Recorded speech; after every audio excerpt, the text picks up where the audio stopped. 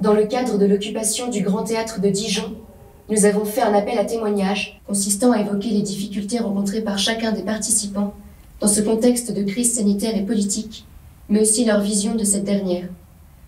Aujourd'hui, nous recevons Didier. Bonjour Didier. Bonjour. Est-ce que tu peux te présenter? Oui. Alors, donc je m'appelle Didier. Mon nom de scène est Ananswe. Ça veut dire le tisseur, la tisseuse de rêve ou la toile de rêve. Ça m'est assez cher, c'est un ami africain qui m'a donné ce nom-là. Donc je suis artiste de rue. Ma spécialité, ça va être ce qu'on appelle le flow. Le flow, c'est une partie du jonglage où on va danser avec un objet.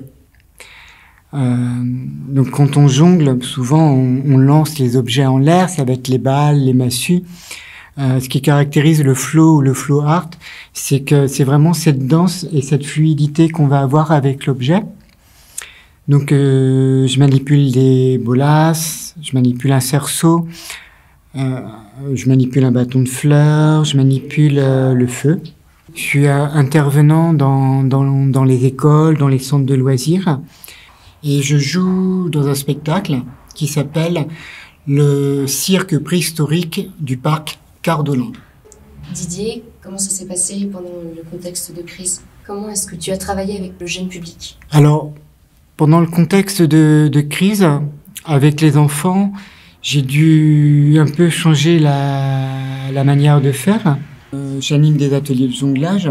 J'ai beaucoup de matériel de jonglage différent. Des cerceaux, des balles, des massues, des foulards. Je travaille énormément le mouvement avec le foulard. Dans l'espace qui m'est proposé, j'ai mis les cerceaux à distance. Et dans chaque cerceau, je mettais 3 balles de massue. Donc, ce qui est du matériel qui est facile à nettoyer. Et après, je demandais aux enfants de choisir un cerceau, de se mettre dans le cerceau, et dans le cerceau, ils avaient leur matériel. Donc souvent, en jonglage, on demande aux enfants de s'échanger le matériel. Ça fait aussi partie de la pédagogie, l'échange. Là, comme c'est plus possible, ça a permis aux enfants de pouvoir avoir un matériel qu'ils pouvaient garder. Il y a un jeu que je faisais souvent dans les ateliers, que j'ai repris. C'est aussi un jeu qui apprend la notion d'espace chez les enfants, voire même chez les plus grands. C'est-à-dire qu'on prend le cerceau, et le cerceau, c'est un véhicule. Donc la personne a le choix du véhicule, ça peut être une soucoupe volante, un camion, une voiture, un vélo, un cheval, des ailes, une licorne, enfin tout n'importe quoi. Et le but du jeu, c'est de bouger dans l'espace avec ce véhicule. C'est des jeux qu'adorent les enfants parce que ça implique l'imaginaire. Il y a 30 000 véhicules différents. Et comment les enfants se sont sentis? Ils se sont vraiment pris au jeu? Il n'y avait pas de détresse particulière? Donc, j'ai pas ressenti là cette détresse. Même dans la vie quotidienne, j'ai trouvé que les enfants étaient beaucoup plus légers en fait que j'aurais pu le croire. Ils ont joué. Le fait de mettre du gel sur les mains, c'était un jeu. Les distances, ça devenait un jeu. On a des enfants qui nous disent « Ah, là, il faut la distance ». Et nous, excusez-nous. Il y a un jeu qu'on faisait qui était drôle. C'était la pause masque. Donc la salle, on avait dans l'obligation de l'aérer, donc d'ouvrir la fenêtre pour aérer la salle. Donc j'en profitais pour que les enfants fassent une pause masque. Donc ils étaient à la queue leu, et puis chacun leur tour, ils enlevaient leur masque, ils allaient à la fenêtre 30 secondes et ils respiraient. Voilà, c'était une manière de gérer leur quelque part le mal-être qu'ils pouvaient avoir. Et quel a été ton ressenti vis-à-vis du public spectacle? Alors, donc nous, on a eu la chance de pouvoir jouer notre spectacle. Donc là, on était vraiment contents et on a vu un public qui était demandeur. C'est un cirque pour les enfants, mais c'est quand même un spectacle qui est tout public. Toutes les catégories sociales viennent. C'est un spectacle qui est en extérieur, qui se trouve dans un parc. Donc d'abord, on visite le parc, il y a des animations, il y a des statues de dinosaures. Et ensuite, il y a le spectacle. Et c'est vraiment ça a été vraiment une bouffée d'air pour le public, pour toutes les personnes qui avaient. On marque dans la rue que voilà, chacun respecte plus ou moins les consignes sanitaires. J'ai eu peur qu'il y ait des jugements entre les gens. Voilà, on a participé à des moments de légèreté, franchement, chez les gens qui sont venus nous voir. Est-ce que tu as des inquiétudes aujourd'hui ?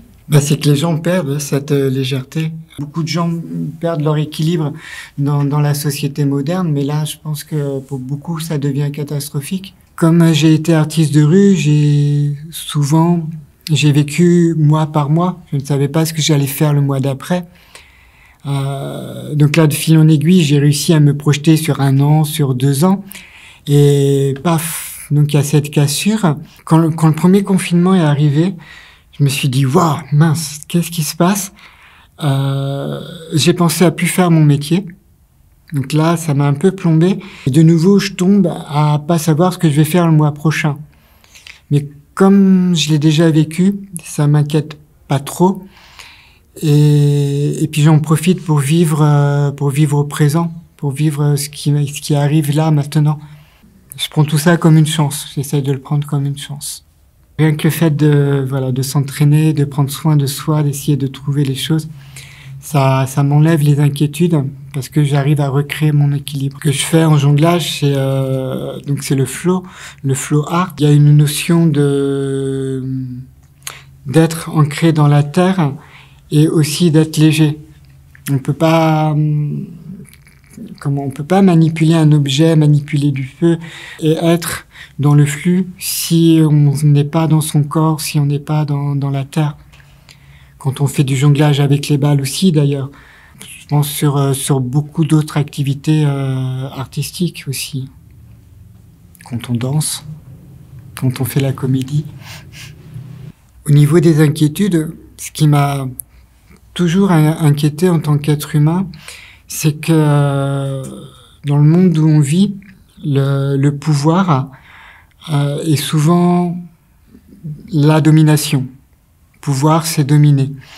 Alors que pouvoir, c'est pouvoir faire aussi. C'est totalement différent.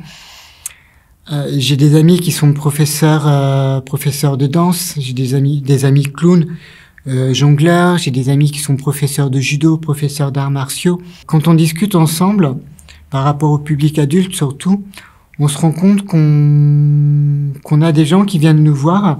Ça fait plus de 20 ans qu'ils n'ont pas fait un sport, pas fait une activité. Et ils nous disent « Ah mais je pourrais jamais ». Et puis au bout de 2 mois, ils peuvent faire.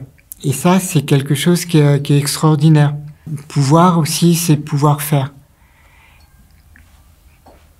Et il y a un poème que tu voudrais nous partager? Oui. Alors, c'est un poème qui m'a été inspiré par les chansons de Lassad et Sella.